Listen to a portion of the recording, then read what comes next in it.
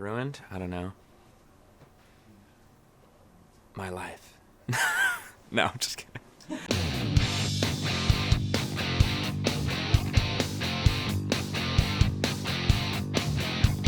My ruined music, I think, would probably be Neutral Milk Hotel in the airplane over the sea. I think I just listened to it too many times. I've got a lot of fond memories of pool hopping and house parties and stuff like that with that album.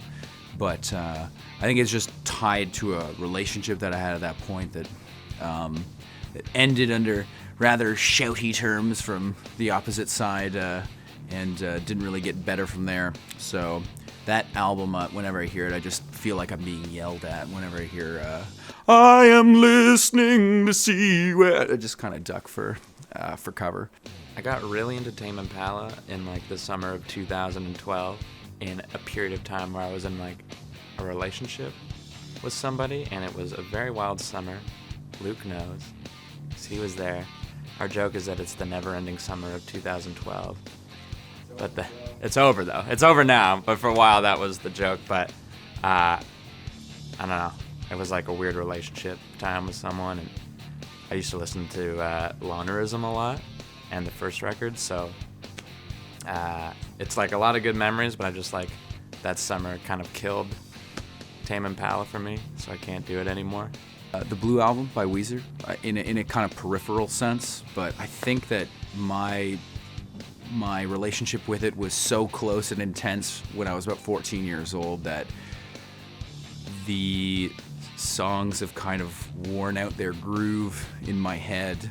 Though I'd still love to see them play those songs, I've heard, especially Say It Ain't So, because I was obsessed with it for so long, that song is, when you have a song that you don't even need to hear because you can just immediately play it in your head because you know it so well, like every single little thing that they did on the recording. Those are the two for me. Blue Album and In the Airplane Over the Sea are my kind of two ruined music, though I still have a profound appreciation for them. Well, I have a pretty high tolerance, so I have to deal with these guys all the time. But,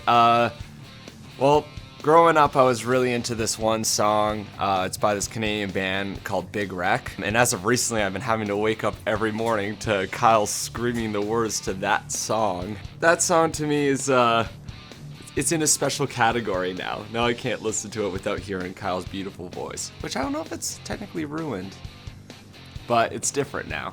Once I kind of moved from Blue Album to Pinkerton, again, Pinkerton is another one that I've really given a few spins. We were really, really into that when we were about 16 years old. So I think just that, it's so funny. I love kind of watching Weezer's relationship with those two albums and their fans and all the flack they're constantly getting. And I definitely, as time goes by, I develop more of a sympathy for their stance of Rivers is just kind of caught in this position of people telling him it's shit, and now people are like, it's the best thing you're ever gonna do. And I'm happy that he's happy and doing his and just continuing to make music, though I'm not really listening to it, but I love you still. My friend had never heard Nirvana's Bleach, and I lent him the record, and then after he listened to it, he was like, yeah, I don't know, it just sounds like Nickelback. And then every time I listened to it after that, that's all I could hear, and I was like, fuck, I can't listen to this anymore. And it was totally done, just like totally changed how I heard it, which isn't, to say anything about Nirvana, but it's just like, fuck. Even the albums like Green and Maladroit and Make Believe, they all have songs on them that at the time when I heard them, I was like, this is a great song. And I think Rivers is still an incredibly capable songwriter, and that the band is still capable of making awesome power pop. But I think that the whole kind of newer stuff that's like super, super shamelessly pop and less kind of focused on muscular rock and roll kind of sounds, I just have less time for that kind of material, though, as I said, I'm happy that you're still making music. But I really kind of any of those any songs from those era that have a really killer chorus and some beefy guitars and drums and hooks I still like. I just think that, I think I side with the majority of Weezer fans of the classic era that as two pieces, the Blue and Pinkerton are pretty much flawless. So it's hard to really go from there. And also learning about the process of the things like Green Album and beyond, I think that they're definitely having more fun than they were during that period. But in the Green Album, it just sounds like such a sterile, clinical process of,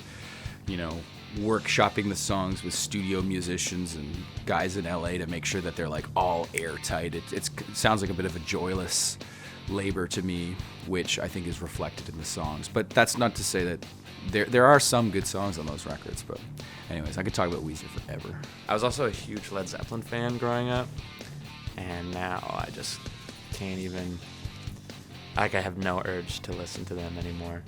But they were my favorite band. That's how I learned how to play drums. John Bonham was my hero, but anytime I hear it now, it just sounds boring. They still rock, and they're still great.